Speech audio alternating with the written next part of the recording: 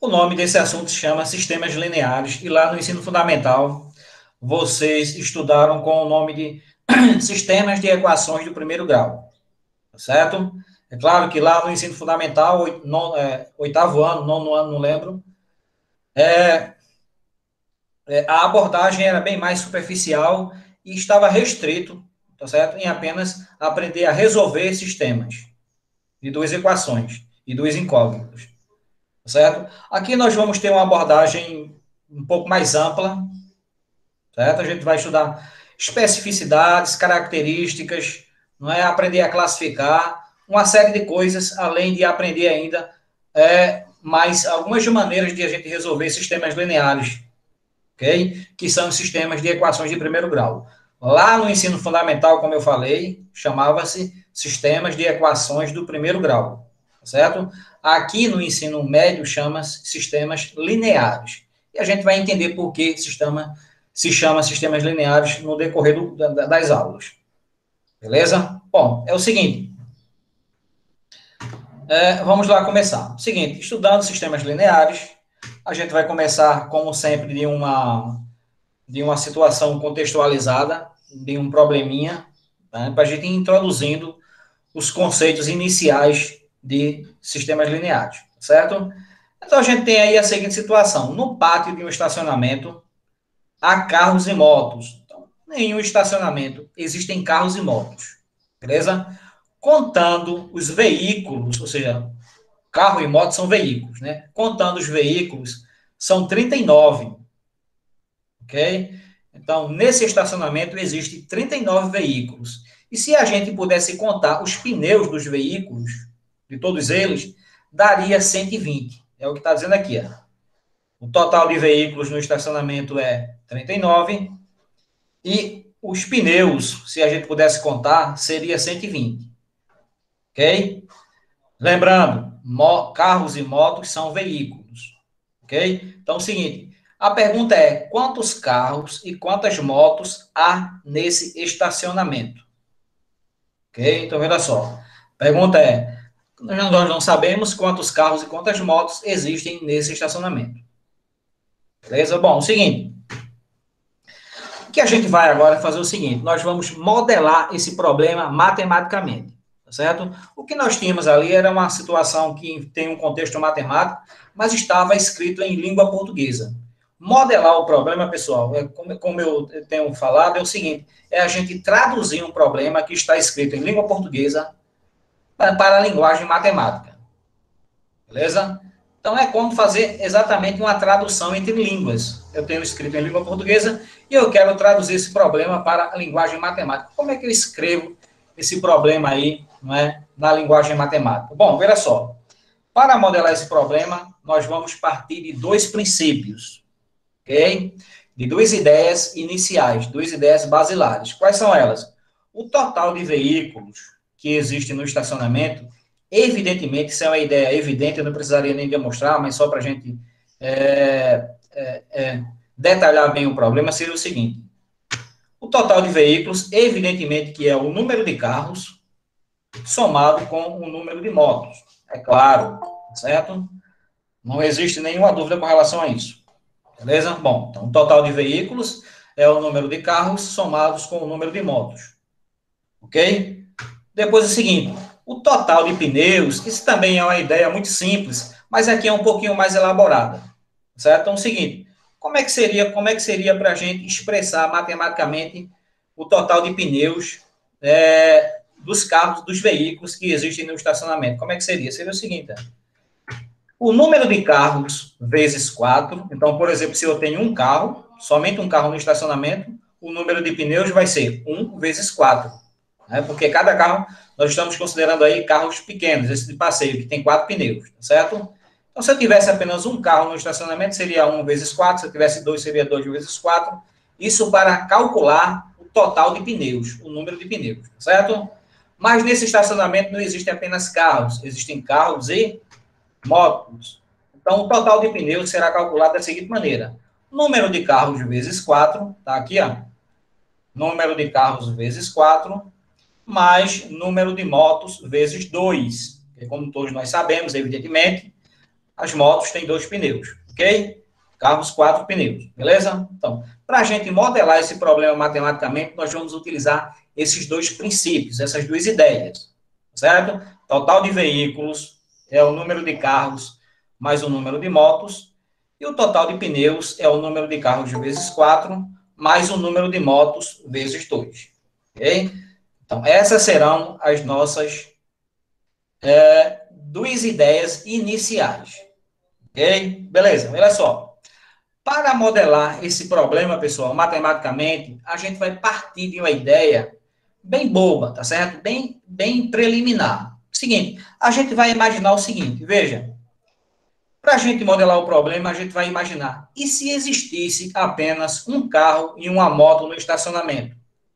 Qual seria o total de veículos nesse estacionamento? Evidentemente que o total de veículos seria um carro somado com uma moto, eu vou ter 2 veículos, evidentemente, certo? Isso dá para acompanhar essa ideia muito simples. A gente vai evoluindo essa ideia. Okay? Perceba, o que eu estou fazendo aí é simplesmente o seguinte, pensando uma suposição, uma hipótese, e se existisse apenas um carro e uma moto no estacionamento, qual seria o total de veículos? Seria 2, evidentemente. E qual seria o total de pneus? Seria quanto? Bom, seria a gente fazer o seguinte, ó, veja, a gente faria existe um carro, então 1 vezes 4, porque os carros que nós estamos considerando, tem 4 pneus, então 1 vezes 4 é 4, evidentemente, mas se tem também uma moto, então eu vou ter 1 vezes 2, então 4 mais 2 é 6, porque aqui 1 vezes 4 é 4, e 1 vezes 2 é 2, então 4 mais 2 é 6. Então, se eu tivesse apenas um carro e uma moto no estacionamento, eu teria 2 veículos e eu teria 6 pneus, ok? Nós vamos evoluindo com essa ideia, certo? Vamos imaginar agora o seguinte, a gente sabe que não é, mas é somente para a gente modelar o problema, tá certo? Vamos supor que existissem no estacionamento 2 carros e 2 motos, certo? Então, qual seria o total de veículos? Qual seria? Seria o seguinte, ó, claro, é o que você está pensando mesmo. Então, seria o seguinte, eu tenho 2 carros, aqui, ó, mais 2 motos, então eu tenho um total de 4 veículos. Não é simples? Bom, veja só. E o total de pneus seria o seguinte, ó, o total de pneus no estacionamento seria o seguinte. Como eu tenho 2 carros, então, evidentemente que seria 2 vezes 4, mas, como eu tenho 2 motos também, então 2 vezes 2, 2 vezes 4 é 8, e 2 vezes 2 é 4, 8 mais 4 dá 12. Então, repetindo, supondo que eu tivesse 2 carros e 2 motos no estacionamento, eu teria 4 veículos e eu teria 12 pneus, ok? Daqui a pouco vocês vão entender onde é que eu quero chegar. Continuando, nós vamos continuar com essa ideia. Professor, a gente vai parar não, a gente vai parar quando? Quando enjoar? Não, veja só. Daqui a pouco a gente vai estender essa ideia um pouco mais adiante. Então, suponha o seguinte, terceira situação, certo? Na terceira situação eu tenho 3 carros, vamos imaginar que eu tivesse 3 carros e 3 motos no estacionamento, certo? Na verdade, pessoal, para quem chegou agora, a gente lê o probleminha e a gente não sabe quantos carros e quantas motos existem no estacionamento, certo? Então, a gente quer modelar esse problema matematicamente para descobrir quantos carros e quantas motos existem nesse estacionamento. Então, a gente agora vai fazer o seguinte, vamos imaginar que existissem 3 carros e 3 motos no estacionamento. Então, como é que seria?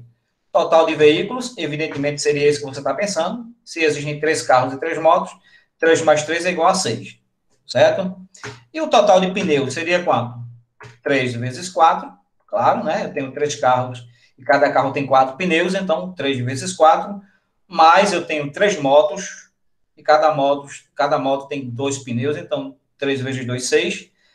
12 mais 6 dá 18, ok? Então, se eu tivesse 3 carros e 3 motos, eu teria, evidentemente, 6 veículos e 18 pneus no estacionamento, ok? Beleza, vamos lá, quarta situação, né? Suponha que agora que eu tenha 4 carros e 4 motos. Então, total de veículos, 4 mais 4, 8. E total de pneus, 4 vezes 4 mais 4 vezes 2. 4 vezes 4, 16. mais 4 vezes 2 igual a 24, tá certo? Veja só, será que dá para a gente descobrir esse problema utilizando essa ideia aí? Será que dá para a gente descobrir quantos carros e quantas motos existem no estacionamento se a gente for progredindo com essa ideia? Né? Se a gente for fazendo para todas as situações, 5 carros e 5 motos, 6 carros e 6 motos, será que dá para a gente descobrir o problema?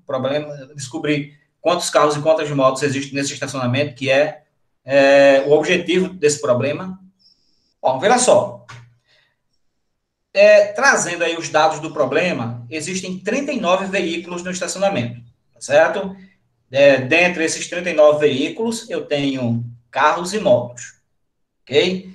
Se a gente for contar os pneus, tem 120, beleza? É claro que a gente não vai continuar, pessoal, fazendo 5 carros e 5 motos, tá certo? A gente vai estender, a gente vai lá para frente, ok? A gente vai para uma situação mais avançada. Veja só, vamos para uma 19ª situação. Vamos supor que existisse 19 carros e 19 motos no estacionamento. Vamos lá, então seria o quê?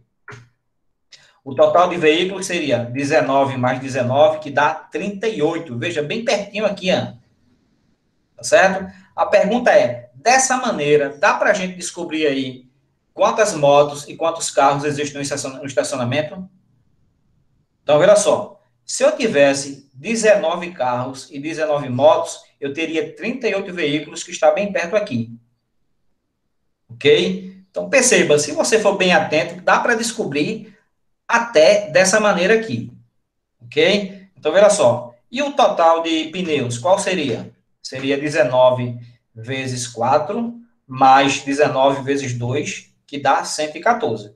114 por quê? 19 vezes 4 é 76, e 19 vezes 2 é 38. 76 com 38, 70 com 30 dá 100, e 6 com 8 dá 14. Então, 100 com 14, 114.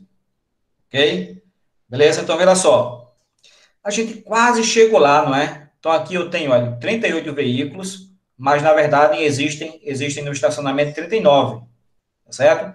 Esses 39 veículos dá um total de 120 pneus, ok? Aqui a gente chegou a 114 pneus.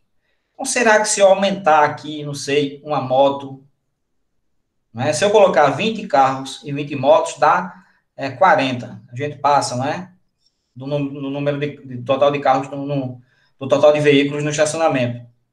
Então, será que dá para a gente descobrir dessa maneira? Dá, tá certo? Mas o que a gente quer é, evidentemente, modelar esse problema para que a gente possa descobrir de forma cabal, né, de forma concreta, o número de carros e o número de motos no estacionamento, tá certo? Para isso, a gente vai partir para a seguinte ideia. Veja, quase que a gente descobria dessa maneira. A gente não descobriu porque, possivelmente, o número de carros não é igual ao número de motos, tá certo? Existe uma diferença. Então, como a gente desenvolveu esse raciocínio de número de carros igual ao número de motos, um carro e uma moto, 2 carros e uma moto, 3 carros e 3 motos, 19 carros e 19 motos, a gente chegou quase perto da solução do problema, mas a gente não chegou, ok? Por quê? Porque o número de carros, possivelmente, é diferente do número de motos, certo? Eu posso ter um carro a mais do que motos, eu posso ter uma moto a mais do que carro, ou 2, não sei, tá certo? Então, o que a gente vai fazer é a seguinte ideia. Perceba o seguinte, veja. Vamos aí para uma enésima situação. Que enésima situação é essa? Eu não sei qual é o número de carros, nem quem é o número de motos que existe no estacionamento, tá certo? Isso é o que a gente quer descobrir. Então, como vocês estão acostumados, eu vou chamar do número de carros, da quantidade de carros que existem no estacionamento de X. X por quê? Porque eu não sei a quantidade, né? E o número de motos eu vou chamar de Y. Beleza?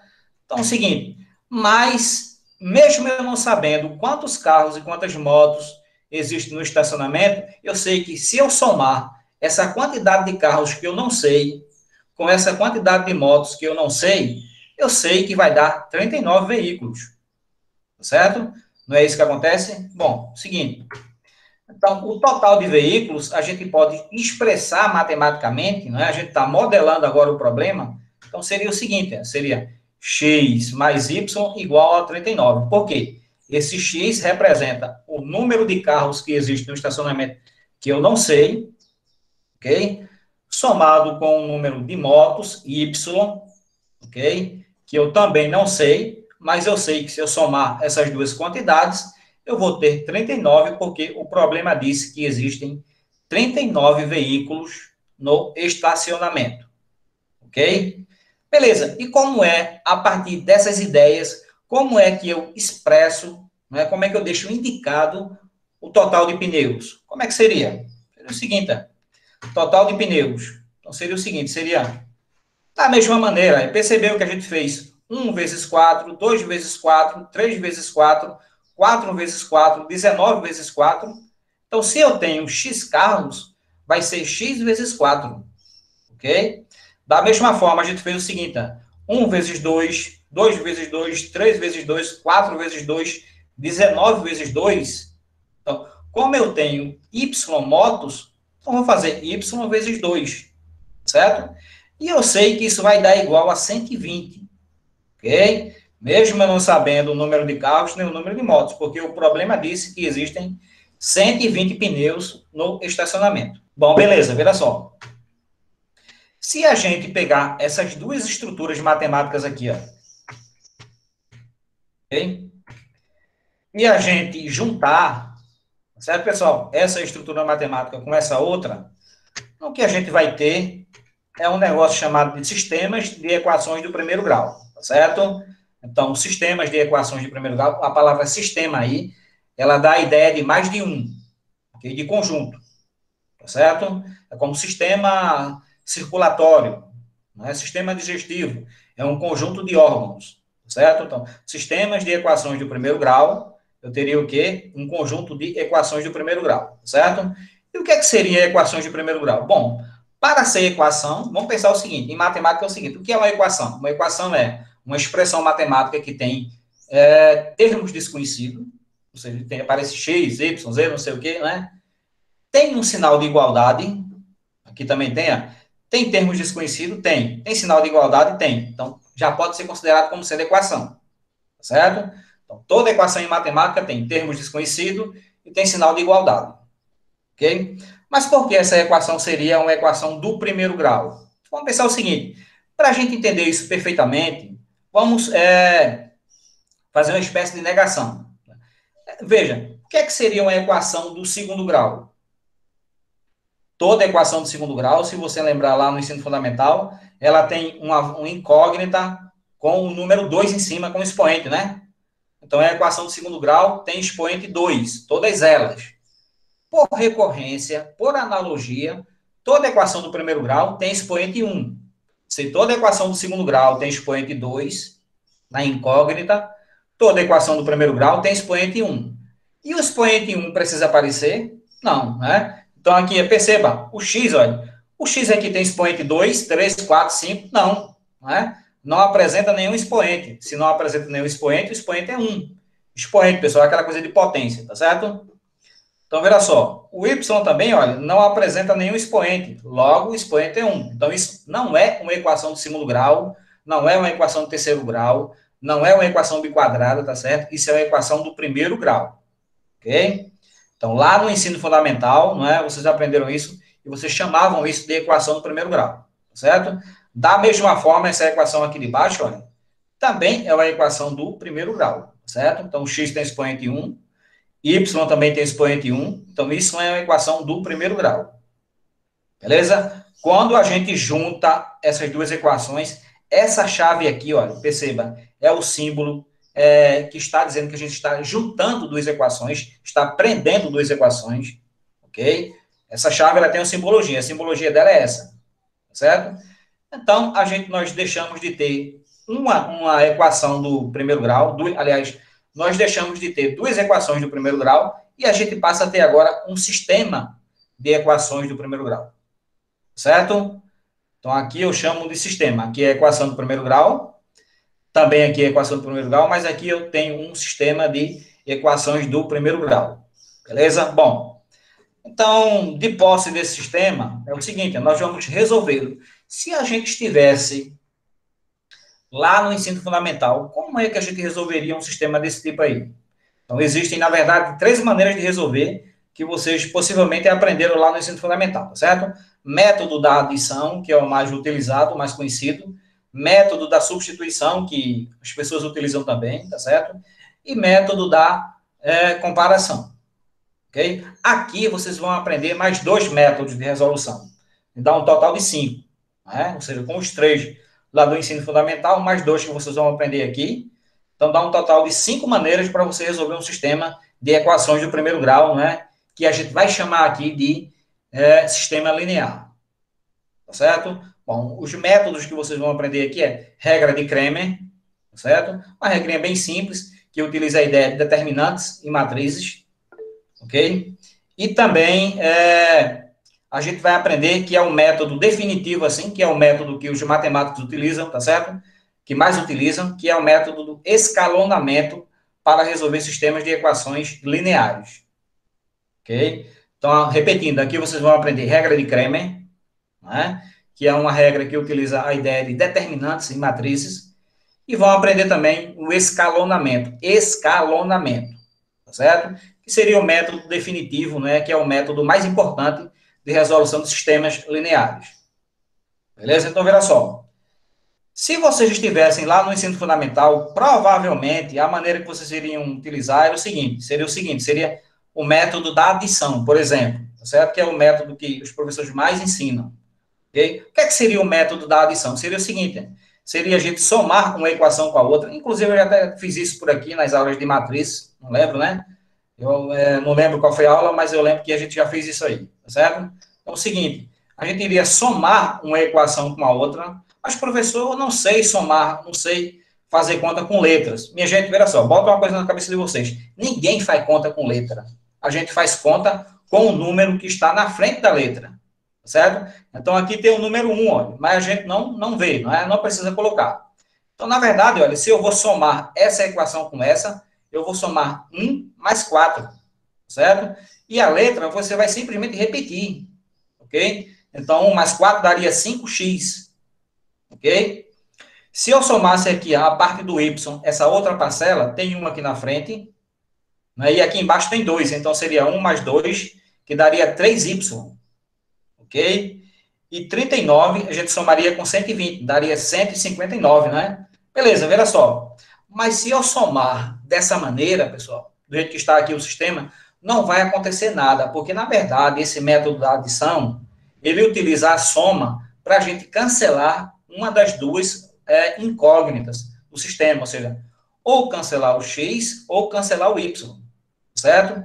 E do jeito que está aqui o sistema, nenhum dos dois seria cancelado.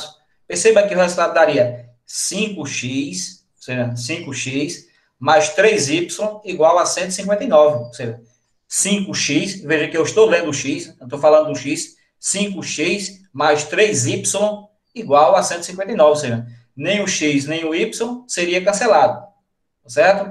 Mas eu posso fazer uma preparação desse sistema, não é? De modo que quando eu some uma equação com a outra, uma das duas incógnitas será cancelada, certo?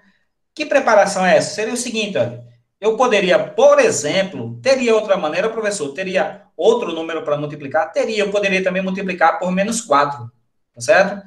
Mas eu estou escolhendo, para ficar mais simples, multiplicar a equação de cima por menos 2. É a mesma pergunta que aparece. Por que por menos 2, professor? Porque veja o seguinte, se eu multiplicar essa equação aqui de cima por menos 2, vai aparecer aqui junto do y um menos 2. E aqui embaixo, na equação de baixo, é mais 2. Então, menos 2 mais 2 daria 0. Ok? Então, o y seria cancelado. Ok? Como vai ser cancelado. Perceba? Então, é o seguinte, veja. Eu simplesmente aqui, olha, eu vou trabalhar somente aqui com essa equação de cima, de baixo eu vou repetir, tá certo? Então, é o seguinte, ó, se eu pegar essa equação de cima e multiplicar por menos 2, então vai ficar o seguinte, aqui tem 1, não é? Certo? Perceba, não se faz contas com letras, faz conta com o número, com os números que estão na frente das letras, tá certo? Que estão junto das letras, multiplicando as letras, não é? Então, é o seguinte, então se eu multiplicar aqui vai ser 1 vezes menos 2, que vai dar menos 2x, certo? O x você apenas repete, ok? Aqui, ó, aqui também tem 1, é mais 1. Mais multiplicado por menos dá menos, certo? E 1 multiplicado por menos 2 dá menos 2.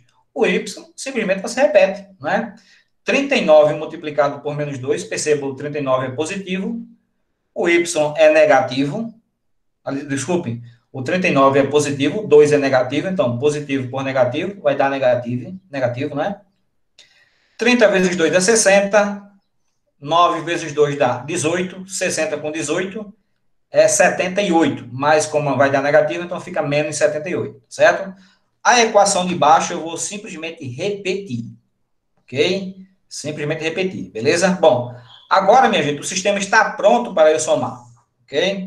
Então, é isso que nós vamos fazer, tá certo? Nós vamos somar uma equação com a outra, ok? Esse método, como eu estava falando, chama-se método da adição. Nós não vamos aprender esse método aqui no ensino médio, tá certo? Esse método foi ensinado lá no ensino fundamental. A gente está vendo exatamente o seguinte, ó. Se eu estivesse no ensino fundamental, como é que eu resolveria um sistema assim? Então, resolveria pelo método da adição, ou comparação, ou substituição, mas o método mais simples e mais utilizado é o método da adição, tá certo?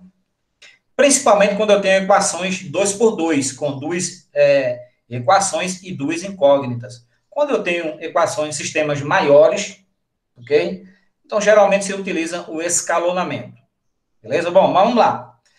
Professor, como é que eu vou somar uma equação com a outra? Do jeito que eu falei, mas é exatamente da mesma maneira como a gente utiliza o algoritmo para somar números, tá certo? Você bota, soma da mesma maneira. Entendeu? Então, aqui seria o seguinte, seria menos 2 mais 4, devo 2 e tenho 4, então vou continuar tendo 2. Olha aqui o 2, certo?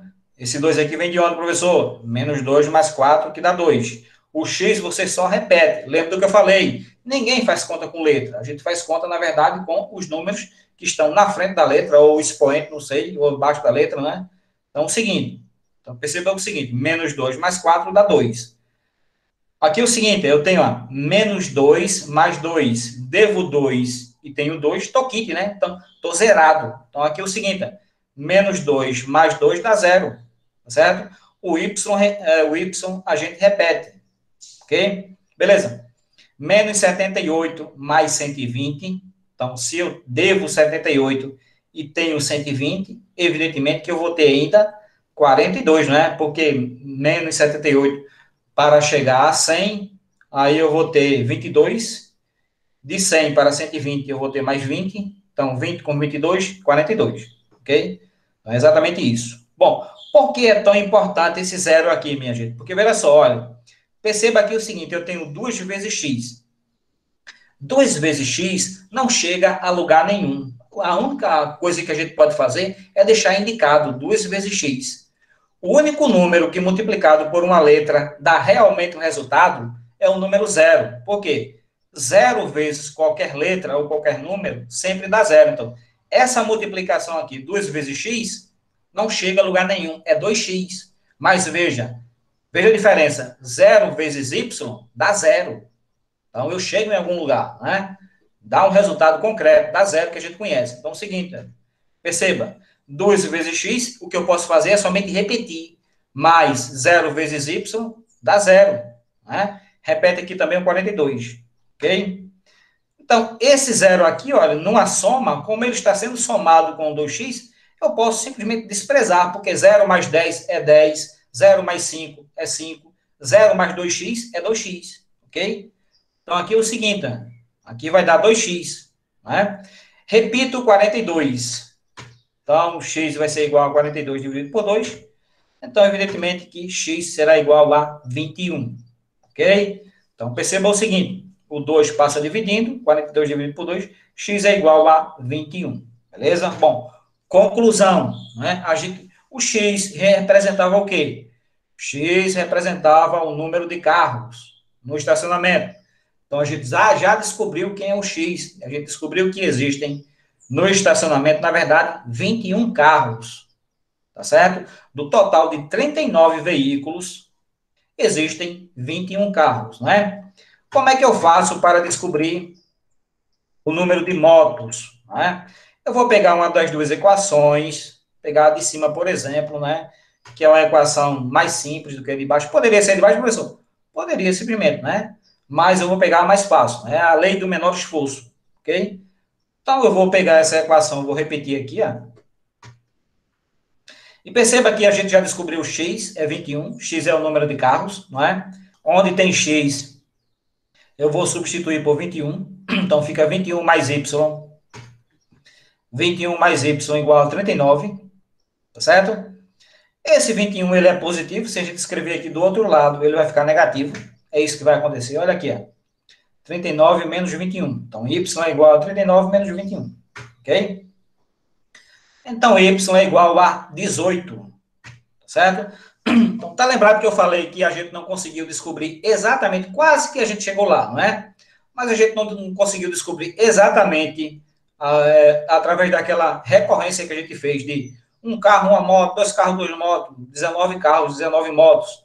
A gente não conseguiu descobrir através daquela maneira, porque, na verdade, o número de carros e o número de motos que existiam no estacionamento eram quantidades diferentes. E perceba que a gente estava fazendo sempre quantidades iguais. Um carro e uma moto, dois carros, não é? Não era isso? Então, perceba que, na verdade, existiam, olha, 21 carros no estacionamento e 18 motos.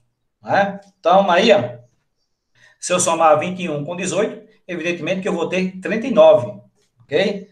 Então, perceba o seguinte. Então, resposta do problema. No estacionamento existem 21 carros, não é? E existem 18 motos, ok? Então, perceba que a gente tinha um probleminha, né? E nesse probleminha tinha um contexto matemático, né? A gente conseguiu modelar matematicamente. Qual foi a modelagem matemática? Foi um sistema de equações do primeiro grau, né? A gente utilizou um dos métodos de resolução de sistemas e a gente conseguiu chegar à solução de 21 carros e 18 motos, porque o problema tratava desse contexto aí, beleza? Perceba que sistemas de equações de primeiro grau é uma ferramenta importantíssima e é um assunto que a gente diz assim que é transversal. Né? O que seria transversal? É um assunto que sai, não é, aparecendo em praticamente em todos os assuntos de matemática que você imaginar. Então aparecem funções, né? Aparece até em matrizes, aparece qualquer assunto de matemática que você estudar, sempre vai ser necessário você resolver sistemas de equações do primeiro grau, tá certo? Então, esse é um sistema indispensável, aparece muito, por exemplo, no SAEP, aquela prova que vocês fazem no nono ano e lá no terceiro ano, se não faz memória, no terceiro tem, né? Eu acredito que no nono também tenha, ok? Aparece muito. Vou utilizar em Enem, professor? Vai sim, não tem como você não utilizar sistemas de equações, tá certo? Então, não é necessário você estudar especificamente o assunto de sistema de equações para você ver sistemas de equações, tá certo? Ele vai estar presente em todos os assuntos em matemática. Por isso que a gente diz que é um assunto transversal, beleza?